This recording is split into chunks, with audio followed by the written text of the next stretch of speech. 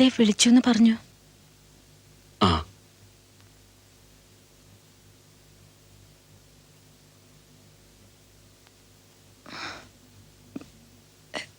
ശിവൻകുട്ടി എന്തിനാ വിളിച്ചെന്ന് പറഞ്ഞില്ല? ഈശ്വര, ഇനി മരിച്ചാലും വേണ്ടില്ല, ഉത്തരത്തമ്പുരാട്ടിയുടെ നാവുകൊണ്ട് ശിവൻകുട്ടി എന്നൊന്ന് വിളിച്ചു കേട്ടല്ലോ. മറ്റേത് ശിവൻകുട്ടി സാറേ സാറേ. വിളിക്കുന്ന ആളിന് സാറല്ലാന്ന് തോന്നി തുടങ്ങിയിട്ടുണ്ടാവും. എന്ന് മുതലാ? അനുഭൂതി തഴുകിയ ആ പാതിരാമഴയ്ക്ക് ശേഷം. വിളിപ്പിച്ചത് എന്തിനാണെന്ന് പറഞ്ഞില്ലല്ലോ. സുഭഗമായ സൗന്ദര്യവും വാചാലമായ കവി മനസ്സുള്ള തനിക്ക് ഒരു കുറവ് ഞാൻ കണ്ടു.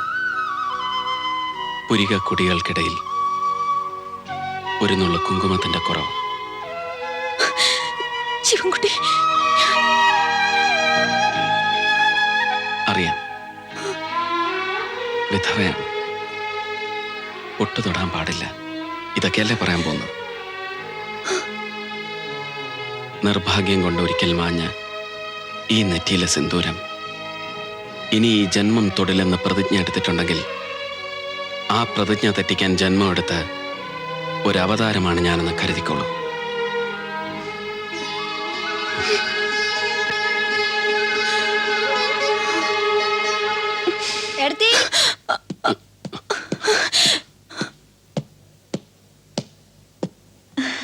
എന്റെ പ്രോഗ്രസ് കാർഡ് നോക്കിക്കേ, ഞാനാ ക്ലാസ്സിൽ ഒന്നാമത് എത്തിയിരിക്കുന്നത്. എന്റെ അടുത്തേക്ക് എപ്പോഴെങ്കിലും തോന്നിയല്ലോ ഒരു പൊട്ടുപാടാൻ? എന്ത് ശേലെന്നറിയോ ഇപ്പൊ ഏടത്തിനെ കാണാൻ? ഞാൻ തൊട്ടതല്ല, ആ രാധയുടെ ഓരോ വഷളത്തരങ്ങള്. അതിന് രാധടുത്ത് കാലത്തെ പോയല്ലോ. അത് നീ കാണഞ്ഞിട്ടാ.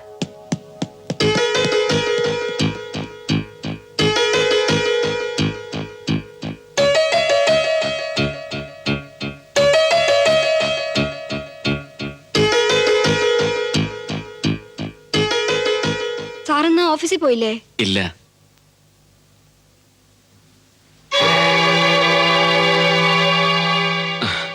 അത് രാധയ്ക്ക് കൊടുക്കാൻ വേണ്ടി വാങ്ങിയതാ. ഞങ്ങൾ തങ്ങളിലൊരു പന്തയം ഉണ്ടായിരുന്നു. ഞാൻ തോറ്റ ഒരു സമ്മാനം വാങ്ങിക്കൊടുക്കാമെന്ന് പറഞ്ഞിരുന്നു. സാറ് തോക്കില്ല. തോക്കണത് ഈ മനയിലെ ഗതിയില്ലാത്ത പെൺകുട്ടികളാവും.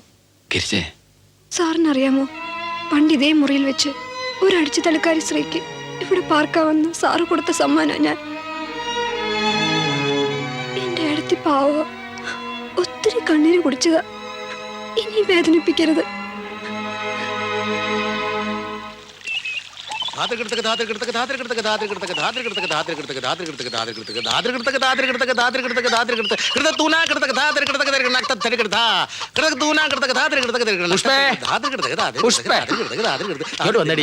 എന്താ പാപ്പ ചെയ്ത്? ആ മനുഷ്യൻ കാണത്തില്ലേ? നക്കി തിന്നോന്ന് പറയാൻ അവിടെ ഞാൻ ഇരുന്നോട്ടെ. നീ വന്നേ, ഒന്ന് അകത്തോട്ട് വാടി. വന്നേ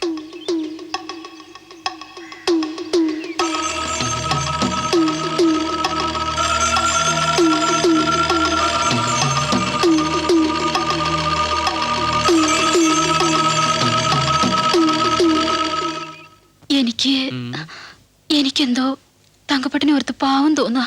തോന്നണം, പാവ വട്ടായി പോയില്ലേ?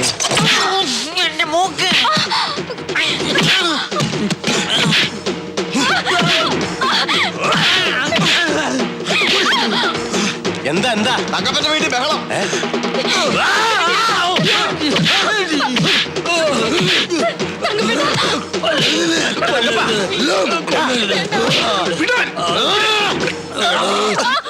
എന്താ തങ്കപ്പ ഇത്? ശങ്കരേട്ടാ,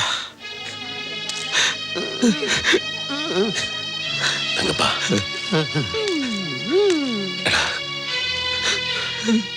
ശങ്കരേട്ടാ,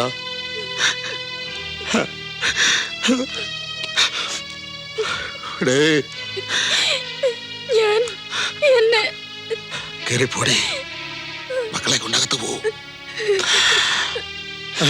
തങ്കപ്പ, ഓട്ടടാ, വാ കടയിലേക്ക് പോ. ഇത്തവണ സാറ് പറഞ്ഞ പോലെ അരമനയിൽ പോയിട്ട് ഞാൻ പള്ളിയിലോട്ട് പോകും. ബിഷപ്പിന്റെ സഹായത്തോടെ തീർച്ചയായിട്ടും കണ്ടെത്താൻ കഴിയും. അയ്യോ സാർ, ഇപ്പൊ തന്നെ ഇരിക്കട്ടടോ, ഒരു വഴിക്ക് പോകുന്നതല്ലേ. ചെല്ല്. ടോമി എങ്ങോട്ടാ ബാഗൊക്കെ ആയിട്ട്? നാട്ടിലേക്കാ. അവിടെ അരുവിത്തറ പള്ളിയിൽ പെരുന്നാളാ. എന്റെ അമ്മയും പെങ്ങളെ അന്വേഷിച്ചുള്ള 4ാമത്തെ യാത്രയായത്. ഓ, അപ്പൊ യാത്രയ്ക്കാൻ വന്നാണല്ലേ? ചുമ്മാതല്ല പതിവില്ലാണ്ട് ഈ നേരത്ത് താളും എനിക്ക് കൂട്ടുപോകുന്നത്. ഇത്തവണ എന്തായാലും അവരെ കണ്ടെത്തും. ശരി, വരട്ടെ. ആ. വാ.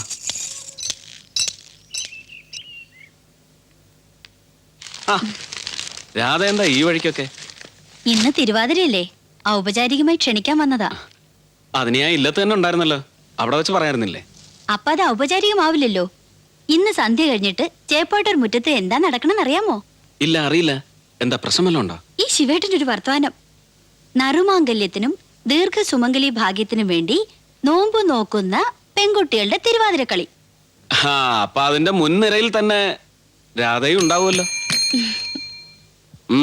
ഞങ്ങളുടെ വിത്തും നെല്ലും വളവും എടുത്തു മാറ്റി ആപ്പീസ് സ്ഥലം ഉണ്ടാക്കിയത് ഇതിനായിരുന്നല്ലേ?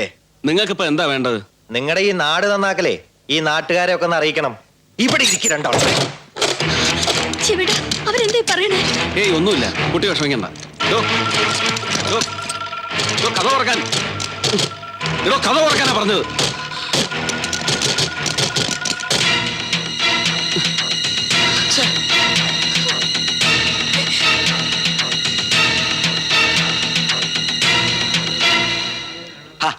എന്റെ തോമാച്ച കാര്യം എന്താന്ന് വെച്ചാ പറ. പറഞ്ഞുതരാ. എന്താ കള്ളന്മാര് വല്ലതും കയറിയുണ്ടോ അകത്ത്? അതെ, കള്ളം തന്നെ. കാലം കുറെ ഈ കളവ് തുടങ്ങിയിട്ട്. ഇതെങ്ങനെയാണ് കള്ളത്തിലാവുന്നത്? രണ്ടുപേരുടെ ഇഷ്ടപ്രകാരമാകുമ്പോഴേ. നിങ്ങൾ കാര്യം പറഞ്ഞേ. പറഞ്ഞുതരാം, അവരോടൊന്ന് വന്നോട്ടെ. മാറിക്കണം. എന്താ ഉണ്ടായേ? അതെ, നാളെ നിങ്ങൾ നാട്ടുകാരെ വിളിച്ച് ഞാൻ ഈ സംഗതി പറഞ്ഞാൽ നിങ്ങൾ ആരും വിശ്വസിക്കില്ല. അതുകൊണ്ടാ ഇങ്ങനെ ഒരു പണി ചെയ്തത്. സംഭവം പറയണോ?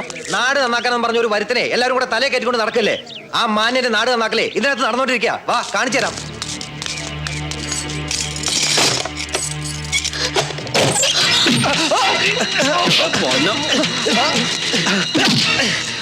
നിന്റെ ഈ പോക്കിരുത്തനെ ഈ നാട്ടിൽ നടക്കില്ലടാ. ഒന്നോർത്തോ, ഇവിടെ ചോദിക്കാനും പറയാനും ആളുണ്ടാ. എന്റെ സ്വഭാവം നിനക്ക് ശരിക്കും അറിയത്ത. എന്താ സാർ ഉണ്ടായത്? ഞാൻ എന്റെ മുറിയിലിരുന്ന് ഈ കുട്ടിയായിട്ട് വർത്താനം പറയായിരുന്നു. ഈ പന്നമാര് പുറത്തുനിന്ന് വാതിലടച്ച് കുറ്റിയിട്ട് കളഞ്ഞു. വർത്തമാനം പറഞ്ഞോ? ചുമ്മാ വർത്താനം പറഞ്ഞ അകത്തിട്ട് പൂട്ടാൻ ഞങ്ങൾക്ക് ഭ്രാന്തുണ്ടോ? എട്ടും പൊട്ടും തിരിയാത്ത ഈ നമ്പൂരി കുട്ടിയെ ഇവൻ പഞ്ചാര ഞങ്ങൾക്ക് പറയാനാ വയ്യാത്തല്ല. എന്തായി ചെയ്യുന്നേ? ഒരു പെൺകുട്ടിയുടെ ജീവിതം കൊണ്ട് കളിക്കുക.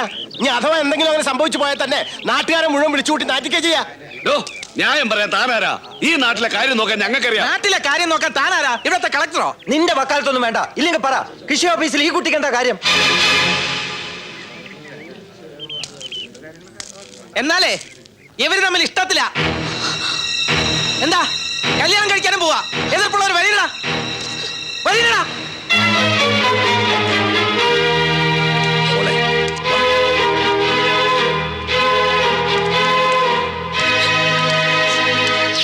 പൊറുതി മുട്ടി ഇപ്പൊ അപ്പുക്കുണ്ടനായ മുണ്ടും മടക്കി കുത്തി അങ്ങ് ഇറങ്ങി. അതെ, അവര് തമ്മിൽ ഇഷ്ടത്തില്ല. അതിനിപ്പോ എന്ത് വേണം? രാധ തമ്പുരാട്ടിയെ ശിവൻകുട്ടി സാറ് കല്യാണം കഴിക്കാൻ പോവാ. ആർക്കെങ്കിലും എതിർപ്പുണ്ടെങ്കിൽ ഇറങ്ങി വാടാ. ആരെതിർക്കാൻ? അപ്പൊ ശിവൻകുട്ടി എന്തു പറഞ്ഞു? എന്തു പറയാൻ? മൂപ്പരുടെ മനസ്സിലിരിപ്പല്ലേ അപ്പുക്കുട്ടനാര് വിളിച്ചു പറഞ്ഞത്. ദോഷം പറയരുതല്ലോ. സാറിന്റെ ആദത്തമ്പുരാട്ടിയും തമ്മിൽ നല്ല ചേർച്ച.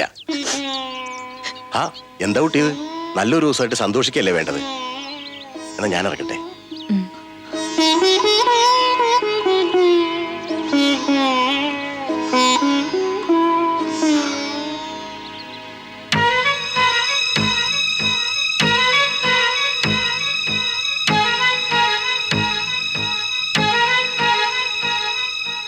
രാധ തിരുവാതിരകളിയുടെ ഒരുക്കത്തിലാ. കാത്തുനിന്ന് കാണാഞ്ഞാ ഞാൻ കൊണ്ടുവന്നത്. ഇഷ്ടായില്ലാന്നുണ്ടോ? മുന വെച്ചുള്ള ഈ സംസാരത്തിന്റെ കാര്യം മനസ്സിലായി. അപ്പുക്കുട്ടൻ അയാളുടെ മനസ്സിൽ തോന്നിയത് പറഞ്ഞു, അത്ര തന്നെ. അതിൽ കൂടുതലൊന്നും ആലോചിച്ച് ഈ തല പുണ്ണാക്കണ്ട. വെറുതെ ആണെന്ന് അറിയാമെങ്കിലും കേട്ടപ്പോ നേരിൽ ചോദിച്ച് സത്യം അറിയാന്ന് വെച്ചു. സത്യം അറിഞ്ഞില്ലേ? ഇനി സ്വസ്ഥമായിട്ട് ഉറങ്ങാലോ. ഉറക്കത്തിന്റെ സ്വസ്ഥത പോയിട്ടിപ്പോ മാസം 2 തികയുന്നു. എന്തേ? ഇന്നലെ കുളക്കടവിൽ വെച്ച് തലചുറ്റി വീഴാൻ ഭാവിച്ചു. തുണയ്ക്ക് വന്ന് ഗിരിച്ച് ചോദിച്ചപ്പോ ഊണ് കഴിക്കാത്തോണ്ടായിരിക്കും എന്ന് പറഞ്ഞു. കുട്ടി അത് വിശ്വസിച്ചിരിക്കുക. ഇങ്ങനെ എത്ര കാലം മറച്ചു വെക്കാനാ?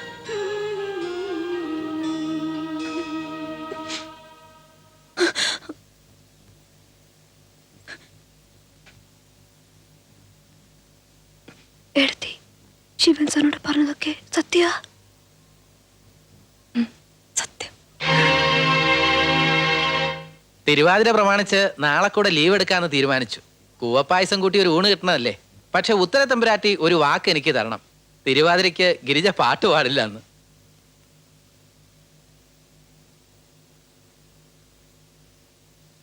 ഏറ്റില്ല.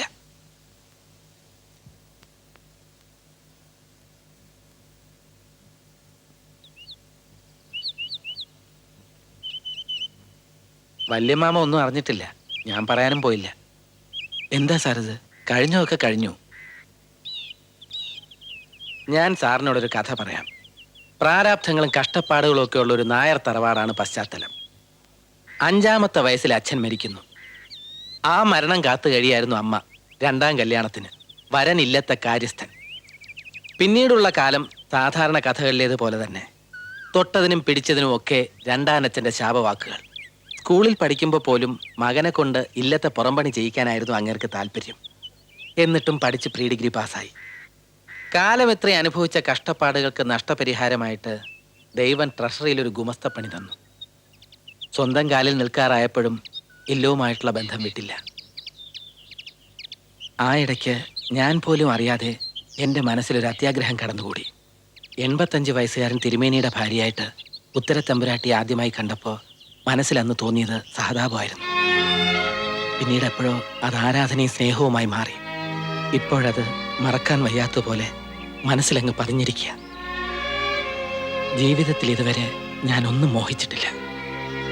തമ്പുരാട്ടിയോട് ഇത് നേരിട്ട് പറയാനുള്ള ധൈര്യം എനിക്കില്ല. എൻ്റെ ഈ ആഗ്രഹം സാർ ഉത്തര തമ്പുരാട്ടിയോടൊന്ന് പറയാം. അപ്പുക്കുട്ട, അത് പിന്നെ സാറ് പറയണം. പറയില്ലേ? പറഞ്ഞാൽ മാത്രം പോരാ. ഒരു ജ്യേഷ്ഠന്റെ സ്ഥാനത്ത് നിന്ന് ഞങ്ങളുടെ വിവാഹം നടത്തി തരും വേണം.